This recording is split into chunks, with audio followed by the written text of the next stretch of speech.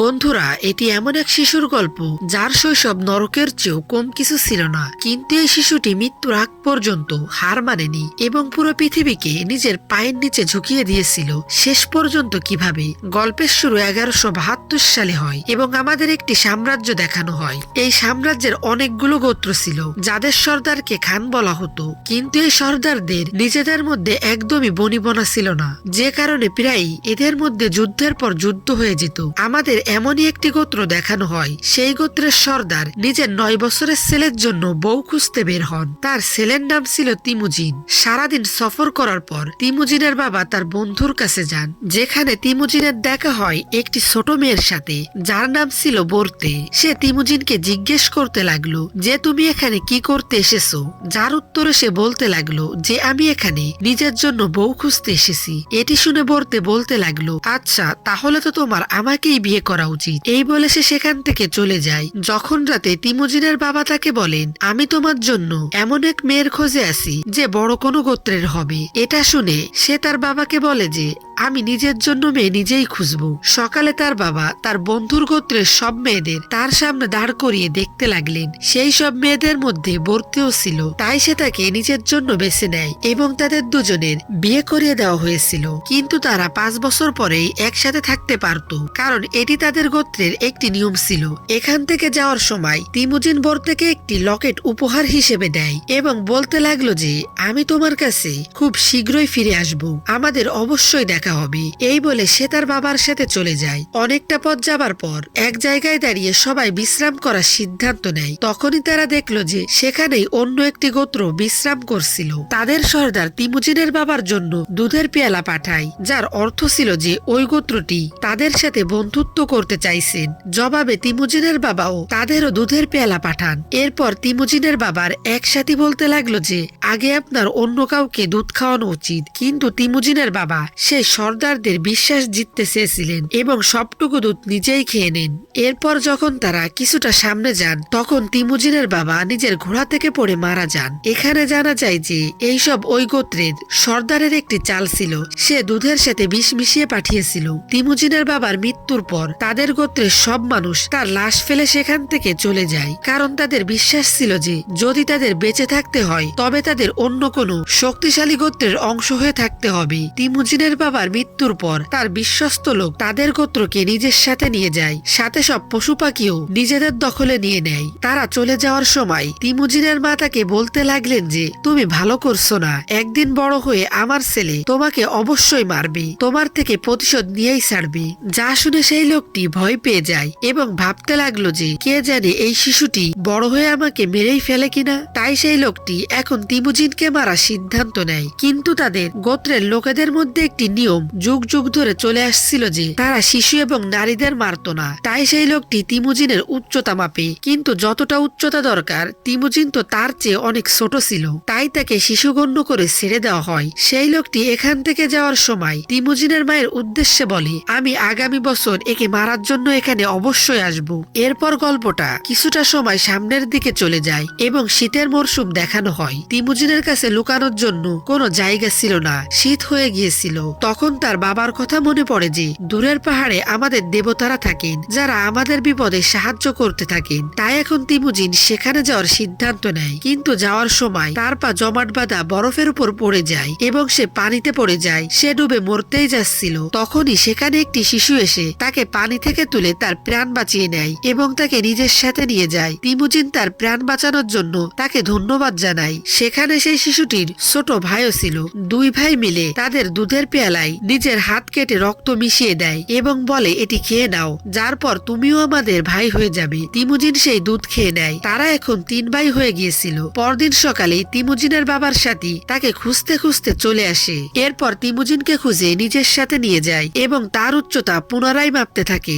এখনো তিমুজিন প্রয়োজনের চেয়ে অনেক ছোট ছিল। সেই লোক এই সিদ্ধান্ত নিল যে তিমুজিনকে ততক্ষণ কয়েদি বানিয়ে রাখবে যতক্ষণ সে বড় না হয়ে যায়। সে তার গলায় কাঠের ফাঁদ দিয়ে তাকে নিজের কয়েদি বানিয়ে নেয়। এদেরই গোত্রে একজন লোক ছিল যে তিমুজিনকে রোজ খাবার খাওয়াতো এবং জখমে মলমও লাগিয়ে দিত। এভাবেই সময় কাটতে থাকে। সেই লোক যে শিশুটিকে বন্দি করেছিল সে যখন আবারও তার উচ্চতা মাপে তখনও তিমুজিন ছোটই ছিল। একদিন খুব জোরে বৃষ্টি হচ্ছিল, তখন সব লোক নিজের নিজের তাঁবুতে চলে যায়। তখন সেই লোক যে তার খেয়াল রাখতো সে সুযোগ পেয়ে তিমুজিনকে মুক্ত করে দেয় এবং বলে যে এখান থেকে পালিয়ে যাও। সে তার গলায় লাগানো ভারী কাঠের ফাঁদ নিয়েই সেখান থেকে পালিয়ে বের হয়। ছুটতে ছুটতে সে অনেক দূর চলে এসেছিল। সে সেই পাহাড়ের দেবতার কাছে পৌঁছায় যার সম্পর্কে তার বাবাও বলেছিলেন। ওদিকে সে একটি নেকড়ে দেখে এবং এখন তার সেই কাঠের ফাঁদও নিজে থেকেই খুলে যায়। এখান থেকে এই গল্পটা কিছুটা সামনে এগিয়ে আমাদের দেখানো হয় যে তিমুজিন এখন বড় হয়ে গেছে, কিন্তু আজ সে সেই লোকদের থেকে বেঁচে পালাচ্ছিল যারা তার বাবার বিশ্বস্ত লোক ছিল। তারা এখনো তার প্রাণের শত্রু হয়েছিল, কিন্তু শেষমেশ সেই লোকেরা তাকে ধরেই ফেলে। তাকে ঠিক একইভাবে বন্দী করা হয় যেমন তাকে ছোটবেলায় ভারী কাঠের ফাঁদ দিয়ে ধরা হয়েছিল। তিমুজিনের বয়স এবং উচ্চতা দুটোই বেড়ে গিয়েছিল এবং এখন যেহেতু সে ধরা পড়েছিল তাই এখন তার মারা যাওয়ার সম্ভাবনাও বেশি বেড়ে গিয়েছিল। কিন্তু সেই লোক তাকে বলে, আমি তোমাকে এখন মারবো না, আমি চাই তুমি আমার সামনে নিজের প্রাণের ভিক্ষা চাও। যার উপর সে জবাব দেয়, আমি খুশি হয়ে মরে যাব, কিন্তু তোমার সামনে নিজের প্রাণের জন্য কখনো কাকতি মিনতি করব না। এটি শুনে লোকটি বলতে লাগলো যে আচ্ছা, আমি তোমাকে আরাম করে মারতে চেয়েছিলাম, কিন্তু এখন আমি তোমাকে কষ্ট দিয়ে মারবো। এরপর পুনরায় তিমুজিনকে বেঁধে রাখা হয়। তার কাছে সেই লোক এলো যে ছোটবেলায় তাকে খাবার খাওয়াতো। সে এখনো বেঁচে ছিল। এক রাতে যখন সেই লোকটির সাথীরা উৎসবে মেতেছিল, সেই যে তিমুজিনকে ধরেছিল সে সেই রাতে নেশার ঘরে তার কাছে আসে এবং এই সুযোগটি তিমুজিন কাজে লাগানোর কথা ভাবলো এবং সে সেই লোকটিকে নিজের গলার ফাঁদ দিয়ে মেরে ফেললো। অতঃপর তিমুজিন মুক্তি পেয়ে গেল। সবার আগে সে নিজের স্ত্রী বোর্তের সাথে দেখা করতে যায়। বোর্তেও এখন বড় হয়ে গিয়েছিল এবং বেশ সুন্দরও দেখাচ্ছিল। সে বোর্তেকে নিজের সাথে নিয়ে নিজের মা এবং বোনের কাছে যায়। তিমুজিনের মা যখন দেখেন যে তার ছেলে বেঁচে আছে তখন তিনি খুব খুশি হন। তাদের জীবন আবারও হাসি খুশিতে কাটতে শুরু করলো। তখনই একদিন অন্য গোত্রের লোক তাদের উপর হামলা করে, কারণ কিছু বছর আগে তিমুজিনের বাবা যখন বেঁচে ছিল তখন তার বাবা এই গোত্রের সর্দারের মাকে অপহরণ করেছিলেন। সেই সময় এই সর্দার ছোট ছিল, কিন্তু আজ সে বড় হয়ে গিয়েছে। সে কসম খেয়েছিল যে সে তার মায়ের প্রতিশোধ অবশ্যই নেবে। তাই সে এখন তিমুজিনের স্ত্রীকে অপহরণ করে সাথে নিয়ে যায়। এখন যেহেতু তিমুজিন এদের মোকাবেলা করার জন্য একা যথেষ্ট ছিল না, তাই সাহায্যের জন্য সে তার পুরনো ভাইদের কাছে যায় যে তার রক্ত দুধের সাথে মিশিয়ে ছোটবেলায় তাকে পান করিয়েছিলেন। এখন সেও নিজের গোত্রের শক্তিশালী সর্দার হয়ে গিয়েছিল।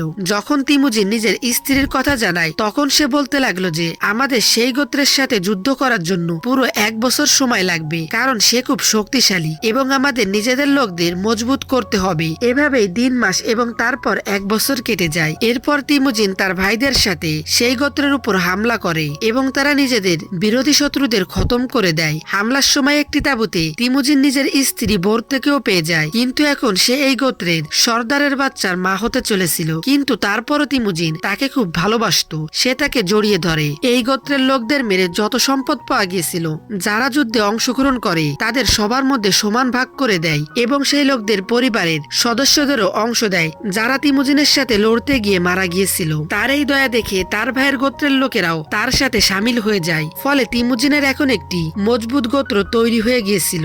কিন্তু তার ভাই যখন এটি দেখে তখন সে তিমুজিনকে ঘৃণা করতে শুরু করে। একদিন তিমুজিনের লোক তার ভাইয়ের সাথীদের দেখে ফেলে যারা তাদের ঘোড়া চুরি করছিল। তখনই একজন লোক তীর ধনুক দিয়ে তাদের উপর হামলা করে। তীর গিয়ে এক লোকের গায়ে লাগে। কাছে গিয়ে দেখার পর জানা গেল যে সে অন্য কেউ নয়, বরং তার ভাইয়ের বড় ভাই ছিল, যার এখন তিমুজিনের প্রতি ঘৃণা জমেছিল।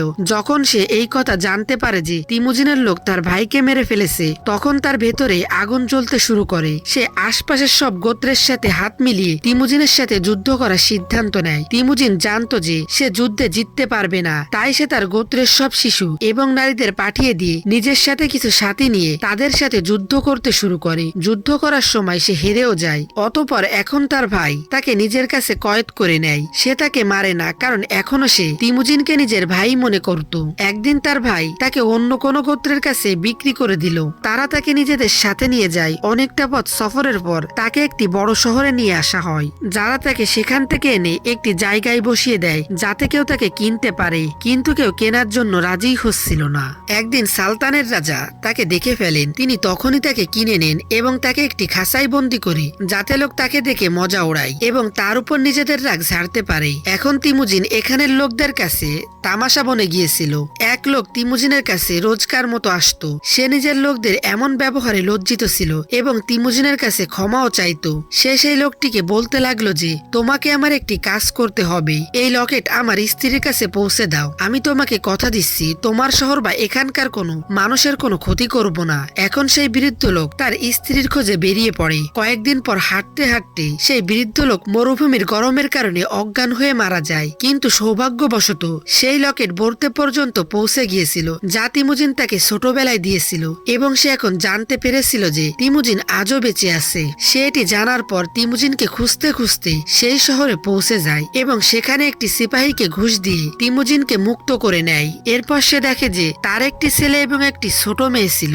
তাদের পরিবার এখন পূর্ণ হয়ে গিয়েছিল। সবাই বেশ খুশি থাকতে শুরু করেছিল। কিন্তু একদিন তিমুজিনের স্ত্রী বলে সব সর্দার এমনই হয়, একে অপরকে মারে। তার এই কথাটি তিমুজিন খুব ভাবে এবং নিজের পরিবারকে ছেড়ে চলে যায়। সে এই সিদ্ধান্ত নিল যে সে সব গোত্রকে একত্রিত করে একটি মঙ্গল রাজ্য তৈরি করবে। সে এই সিদ্ধান্ত নিয়েছিল যে যে কোনো মূল্যে সব গোত্রকে একত্রিত করতেই হবে। সে 3টি নিয়ম মাথায় রেখে তৈরি করলো। নারী ও শিশুদের মারা যাবে না, দ্বিতীয় শত্রুদের সাথে মরণপণ লড়তে, এবং সবশেষ যে কেউ নিজের সর্দারের সাথে বেইমানি করবে না। এবার আমাদের দেখানো হয় যা কিছু তিমুজিন ভেবেছিল সে তাই করে দেখালো। সে নিজের একটি বাহিনী তৈরি করেছিল এবং তার রাজা হওয়ার পথে শুধু একটিই বাধা হয়েছিল, আর সে অন্য কেউ নয় বরং তারই ভাই ছিল। তার ভাইয়ের কাছেও অনেক বড় আর্মি ছিল। দুজনেই এখন নিজেদের আর্মির সাথে লড়াই করার জন্য পৌঁছে যায়। তিমুজিন তার ভাইয়ের সাথে লড়তে চায় না, কিন্তু তার ভাই হঠাৎ করে হামলা করে, যার ফলে এখন অনেক বড় যুদ্ধ শুরু হয়ে যায়। কিন্তু তিমুজিন এই যুদ্ধে জিতে গিয়েছিল। সে তার ভাইয়ের সব লোককে বন্দি করে। সে তাদের মারে না বরং নিজের বাহিনীতে নিয়ে নেয়, যার ফলে এখন তার অনেক বড় বাহিনী হয়ে গিয়েছিল। তিমুজিন তার ভাইয়ের কাছে গিয়ে তাকে বলতে লাগলো যে আমাদের নিজেদের মধ্যে লড়াই করে কিছুই হবে না, নিজ নিজ রাজ্য বড় করার চেষ্টায় আমরা মারা যাব। তখন তার ভাই বলতে লাগলো যে যদি আমি তোমার জায়গায় হতাম তবে ধরা পড়া সকলকেই মেরে ফেলতাম। তার এবং তিমুজিনের চিন্তা পুরোপুরি আলাদা ছিল। সে তার এই চিন্তার কারণে সবকিছু হারিয়ে ফেলেছে, যেখানে তিমুজিন তার এত ভালো চিন্তার কারণে সবকিছু হাসিল করে নিয়েছে। অতঃপর তিমুজিন তার ভাইকে মাফ করে ছেড়ে দেয়। এখান থেকে আমাদের 1206 সালের দৃশ্য দেখানো হলো। এখন তিমুজিন নিজের রাজ্য মঙ্গলের রাজা হয়ে গিয়েছিল। একে জঙ্গিস খান অথবা চেঙ্গিস খান নামে আজও জানা যায়। তাকে শক্তিশালী এবং সাহসী রাজা মনে করা হতো এবং এরই সাথে তিমুজিনের বীরত্বের কাহিনী এখানেই শেষ হয়ে যায়। বন্ধুরা, যদি ভিডিওটি ভালো লেগে থাকে তবে নিচে কমেন্ট করো এবং ভিডিওটি লাইক করতে একদমই ভুলবে না। দেখার জন্য ধন্যবাদ।